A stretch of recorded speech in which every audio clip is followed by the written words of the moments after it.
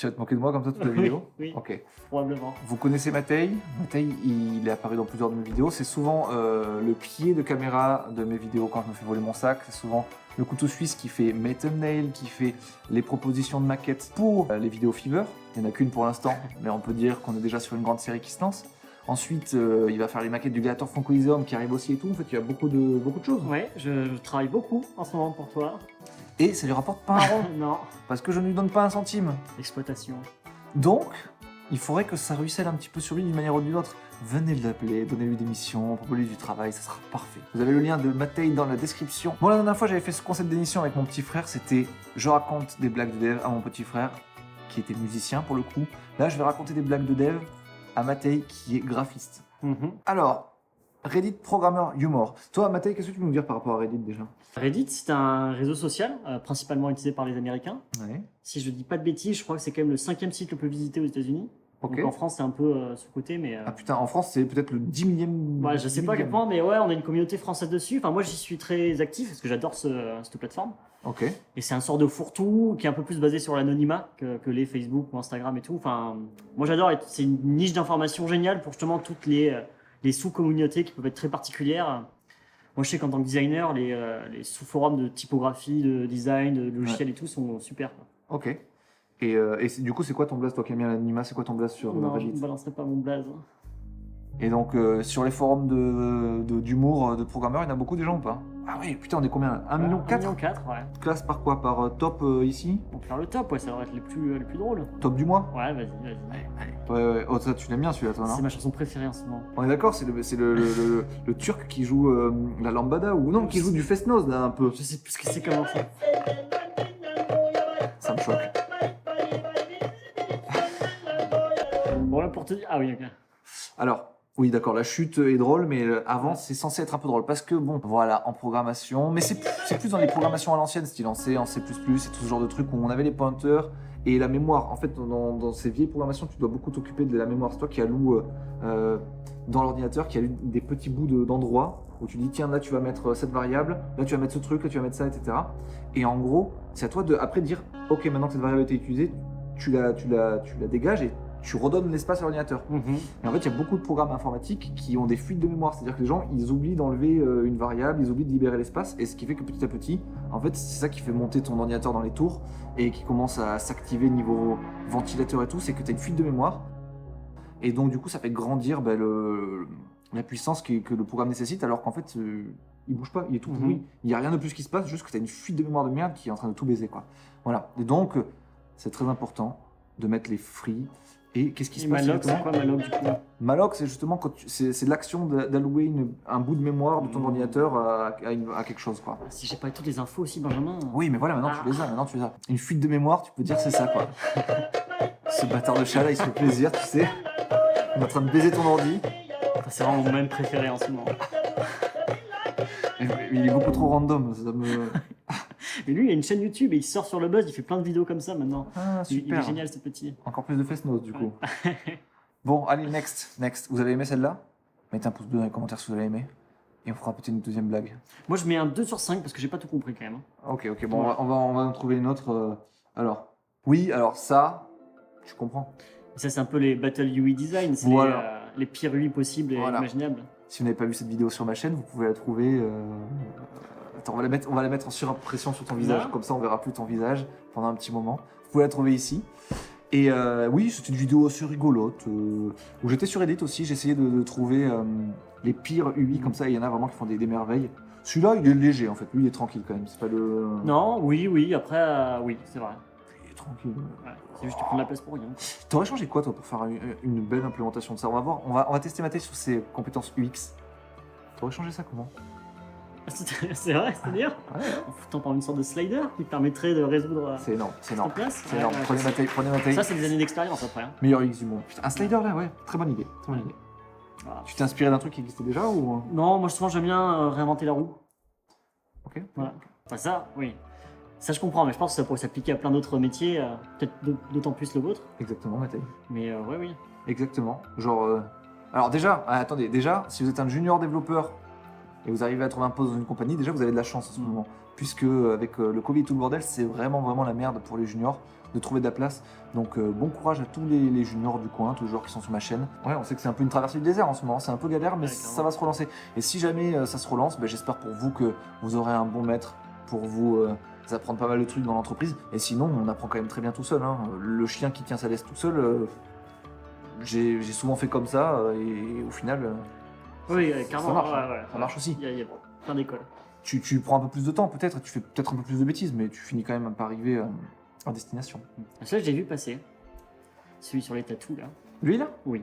Alors J'avais rigolé un peu intérieurement. attends, je peux la lire Oui. Ok, just so I'm clear, laptop sticker is a tech equivalent of prison tattoo, right? Alors, je n'ai jamais foutu un seul sticker sur mon Mac, et c'est vrai que... Tu mens! Quoi? Alors, j'ai racheté l'ancien Mac de ce monsieur qui était Ah mais oui! de stickers. Ah oui, non, attends, allez, on peut le dire, le seul sticker que j'avais foutu sur ce Mac, et c'était pour faire chier tout le monde justement, c'était le sticker de Internet Explorer. Ah Alors oui, quand c'est même, vrai, c'est vrai. c'est quand même, parce que voilà, je trouve ça toujours un peu marrant les gens qui affichent leur appartenance comme ça à des technologies ou des trucs comme ça. Moi je suis un peu agnostique, je m'en branle, je prends une technologie qui marche au moment qui marche et puis basta, on trace comme ça. Je fais pas l'apologie d'une technologie plus qu'une autre et tout, je m'en fous un petit peu. Et donc du coup arriver comme ça à des meetings avec ton ordinateur full plein de stickers et tout, bon, j'ai rien contre, et je vous déteste pas, hein, ceux qui font ça, je m'en fous un peu. Mais voilà, moi je le fais pas, Oui. c'est tout. Et moi, dès que j'ai acheté le tien, j'ai enlevé le stickers. Et je suis redémarré à zéro. Mais t'as bien fait, Oui, t'as bien fait. merci. On a en featuring le chien du quartier. Voilà, c'est un petit salopard. Il passe son temps à miauler comme ça, là. D'ailleurs, on dit pas ça pour un chien, il me semble. Non, On dit autre chose. ça peut s'appliquer à d'autres choses, ouais. Ouais, mais il passe son temps. Moi, il m'en fout. Il m'en ouf de ouf. Mais c'est pas grave, hein, on va faire avec. Bon, alors, ça, c'est pas mal. Ça, c'est pas mal pour Ouais. expliquer les choses. Ah oui, alors, j'aimerais que ma vie soit comme un repository GitHub où je pourrais revenir à une version stable de moi-même. Est-ce que tu sais ce qu'est GitHub? Alors, oui, plus ou moins. Après, c'est quelque chose où vous pushez, où vous faites pas mal de commits. On push, on pull. Vous pull et vos comités. Oui. Et ça te permet de, par exemple, toi, malheureux qui a perdu ton matériel il y a pas longtemps, de conserver toutes tes données sans trop de soucis, non? Parce que c'était dans une sorte de cloud. Bah, mes données de code en tout cas. Ah Ouais. oui. Le GitHub, c'est un repository, c'est un coffre-fort en fait, dans lequel vous pouvez balancer votre travail et aussi travailler en commun sur le même code source avec plein d'autres personnes différentes. Et ça vous permet de mettre à jour votre code. Tu sais, à une époque avant, par exemple, à l'ancienne, tu faisais tes mises à jour de code, tu filais ta disquette avec ton code à jour à ton pote et tu disais attention, j'ai modifié cette ligne, ce fichier, Aïe, faut aïe, que tu aïe. reportes les trucs. Et c'était hyper galère. Aujourd'hui, justement, GitHub et enfin Git en général, ça permet de réunir tous les bouts de code de tous les participants à un projet et puis à éviter les conflits, à gérer ça comme il faut. C'est hyper cool. Si on n'avait pas ça aujourd'hui, le monde marcherait toujours.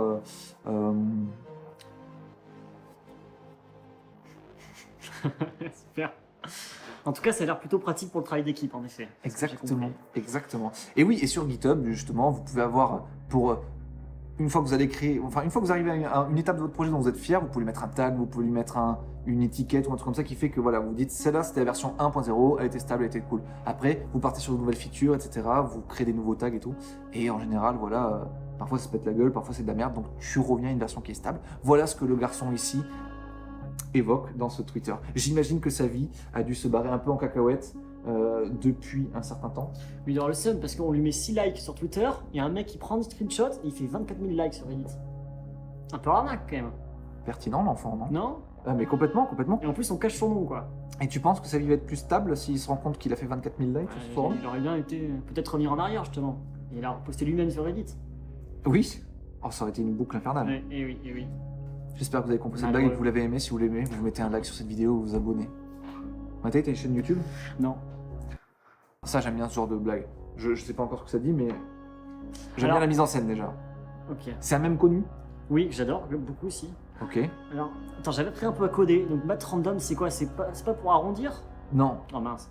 Bah, à partir de quand t'arrondis de manière random? Toi, mais il dit que c'est pas random, donc. Oui, alors, ah oui, bah tiens, ça nous fait aborder un point assez cool de l'informatique. Effectivement, en informatique, tu as cette fonction math random. Oui. Bon, tu l'as dans à peu près plein de langages, hein, et ça te renvoie un nombre entre 0 et 1. Ah oui. Tu vois, Oui, et ça ok, peut ok. être 0,1, Ah, ça. 79 mm avec des milliards de décimales. Et ça, après, t'en fais ce que tu veux. Et en fait, le fait est qu'en général, les gens se disent ouais, c'est bon, j'ai fait un truc random, c'est bien. Mais en fait, en informatique, il n'y a rien de vraiment random parce que même cette fonction-là, pour t'afficher un nombre random, elle se base un peu sur les clics, sur les horloges et tout ça, sur plein de choses qui se basent à l'intérieur de ton ordinateur. Ce qui fait qu'en soi, un- tu peux retrouver ce truc si tu le veux vraiment. C'est pas vraiment random en gros. Je sais plus du tout l'expliquer. J'avais l'explication quand j'étais en école d'ingé. C'était déjà pas passionnant à l'époque. Et pourquoi je me suis dit à ce moment-là que ce soir le raconter sur cette chaîne YouTube, ça va être passionnant? Pas du tout. Avec la moitié des infos, c'est vraiment naze. Mais voilà, en informatique, rien n'est random. En tout cas, on a appris que c'était tout sauf arrondir les choses, quoi. Alors la fonction random n'arrondit pas les choses, effectivement. Merci. Vous pouvez remercier Matei pour cette découverte ce soir. Merci beaucoup. Hop. Un petit coup de Dremel et on arrondit les angles. Ok. Ouais. Tiens, encore la fonction qui arrondit là, t'as Ouais. vu?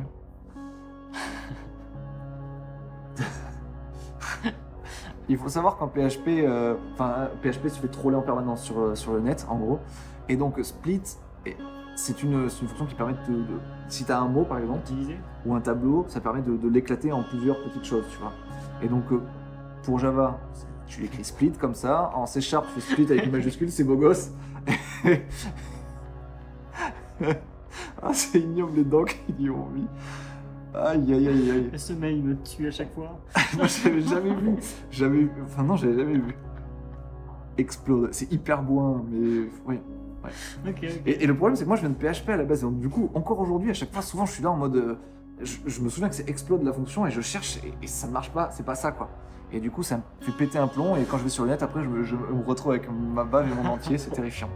Alors, je vais traduire. Je vais. C'est horrible d'expliquer des blagues comme ça. J'ai l'impression que sur ce concept d'émission, j'explique des blagues. Non, mais c'est vrai que ça m'est déjà arrivé quand même quand j'étais plus amateur, plus débutant. J'arrivais dans des boîtes en freelance comme ça. J'étais pas le plus doué des freelances. Mais n'empêche, quand t'arrives dans les boîtes en tant que freelance, on a toujours l'impression que t'es quand même un peu bon, tu vois. Ouais. Et genre, j'étais souvent pris à partie dans des espèces de bastons comme ça, de Goliath, justement, des gars qui étaient là depuis Mathusalem, c'est dans les boîtes et qui étaient super calés en informatique et qui parlaient de trucs genre qui me dépassaient complètement et tout. Et moi, je plissais un peu des yeux comme ça, je hochais la tête de manière complètement random, tu vois, mais rien n'est random sur le net. Mais je hochais la tête comme ça, et ça faisait fortement impression. Jusqu'à ce qu'on me demande de prendre parti pour l'un ou pour l'autre, où là j'étais un peu plus dans la merde, mais sinon, c'est vrai que je les regardais se battre et je trouvais ça fascinant, je comprenais pas tout. Mais j'étais content de pas être dans leur discussion vraiment plus engagé que ça, parce que c'est pas passionnant. Surtout s'ils se mettent des points comme ça, là. Ils se mettaient des gros points dans la gueule, ouais. Oh là oui. Alors j'ai vu un paquet de mèmes sur Regex ou Regex, je sais pas comment on prononce ce Regex. langage. Regex. Il paraît que c'est extrêmement difficile, c'est ça? Ou c'est un mythe? Alors, oui et non. Je sais pas à quoi ça sert, ce langage. Alors, les regex, on va C'est un voir. truc de back-end, non? J'ai jamais vu Non, ça. non, c'est pas forcément de back-end. Ça sert un peu à tout le monde. Alors, voyons voir. Oui, bah tiens, on peut regarder ça. En fait, avec tout ce genre de trucs là, avec ce genre de notation, tu vas pouvoir détecter des patterns dans des phrases, dans des bouts de texte, etc. Tu vas pouvoir écrire une combinaison de trucs comme ça pour retrouver un certain type de mots, un certain type de phrase, un certain type de choses dans un gros bout de texte. En fait, là, je sais pas ce que... On va aller voir des exemples de regex, par exemple. Regex référence. Voilà. En fait, là, tu as la regex. C'est l'énorme phrase écrite, tu vois, c'est un peu du... On est d'accord, c'est assez imbitable. Tu vois. Ouais. C'est du gros charabia. Mais ce bordel-là Veut dire quelque chose. te permet, en fait, après, te permet de trouver dans ce texte qui est en dessous tous les trucs qui font référence à des colors en CSS. Enfin, tout ce qui fait référence à des colors dans tout ce bloc de texte là, ça trouve tout. Tu vois, tous ces trucs là qui sont soulevés, c'est des trucs qui ont été repérés par la regex. Et en fait, c'est hyper puissant. Tu vois, moi, après, maintenant, dans un projet, si je veux regarder un bout de texte et puis voir ce qu'il contient, je fais une regex et ça me permet de tout. Ah ouais, tout comme ça. je vois un peu plus ce que c'est. Et alors, le regex, ça paraît méga abscon et dégueulassement compliqué quand tu le regardes comme ça, ici. Mais en fait, c'est juste un petit truc que tu montes petit à petit, c'est comme ça, tu montes un petit château. Et effectivement, le résultat est dégueulasse. Mais c'est pas si compliqué, moi, je trouve, à faire les regex. Et c'était des exercices que j'aimais beaucoup en école d'ingénieur, d'ailleurs. Voilà. Du coup, je pense qu'on arrive au terme de cette vidéo parce que on a déjà ri 2 ou 3 fois, c'est déjà pas mal. Et puis en plus, on arrive à la limite de ma carte mémoire et peut continuer tout seul après, tous les deux, non? Après, on peut continuer tout seul tous les Ouais. deux, mais moi, j'aime pas travailler gratos, quoi, tu vois. Ok, je comprends. Pour moi, là, tu vois, c'est un peu une plaie de Ouais, faire c'est ça. vrai, c'est vrai que c'est Je dommage. fais genre que ça me fait rire et tout, mais en fait, je trouve ça insupportable comme moment. Non, en fait, j'ai passé un très très bon moment avec vous. Avec toi, Mathieu aussi, j'ai passé un très bon moment. Mais j'ai juste pas envie d'après de monter une vidéo qui va faire 45 minutes parce que ça va être complètement hardcore, mon chien. Donc, je vous remercie d'avoir regardé cette vidéo. Namasté. Namasté, namasté, namasté. Merci à tous. Abonnez-vous si ça vous a plu. Et on se retrouve très très prochainement pour le Gator Fond Coliseum qui va reprendre de plus belle. Je vous promets, on le finit avant fin 2020. C'est sûr. Je vous l'avais dit en 2019 que je le finirai en 2020. J'ai attendu décembre 2020 pour le finir, mais on va le finir. On aura le champion de cette année, c'est sûr. Ah, ciao tout le monde.